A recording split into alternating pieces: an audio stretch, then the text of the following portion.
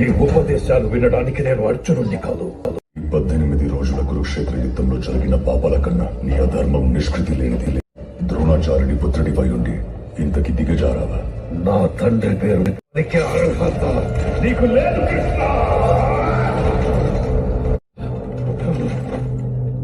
నువ్వనుకుంటే అతని మరణాన్ని ఆపగలిగేవాడివి.